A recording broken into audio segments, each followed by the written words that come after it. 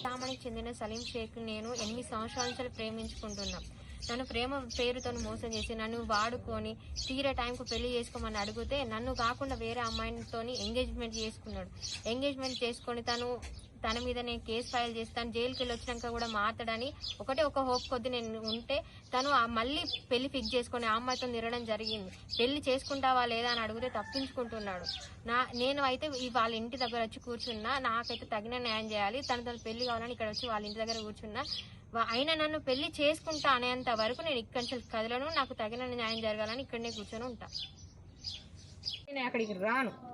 సలీం ఇక్కడికి వచ్చి మాట్లాడని, లేదంటే లేదు. నేనైతే ఇక్కడి నుంచి కదిలే ప్రసక్తే లేనే లేదు. నన్ను ఇక్కడి నుంచి ఏమన్నా మీరు వెళ్ళిపోవాలి అని అంటే మాత్రం నేను ఏమైనా చేసుకొని చెప్తావా, మీదే రెస్పాన్సిబిలిటీ.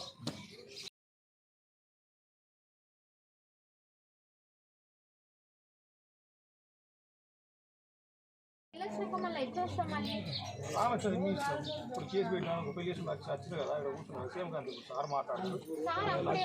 అప్పుడైనా మీరు అంటారు ఆమెను చేసుకోరండి, నన్ను వచ్చేది కూర్చున్న వాళ్ళకి డిస్టర్బెన్స్ అవుతుంది, ఇక్కడి వెళ్ళిపోని అప్పుడు మీరు అదే మాట మాట్లాడితే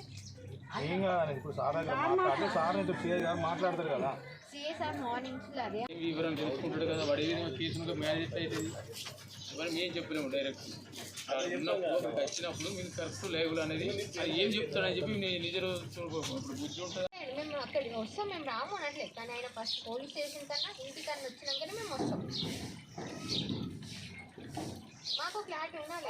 ఆయన అక్కడికన్నా రాని ఇక్కడికన్నా రాని, ఆయన అక్కడికి వచ్చిందని కాల్ చేసి అక్కడికి వస్తాం, ఇక్కడికి వస్తాం అంటే ఇక్కడికి.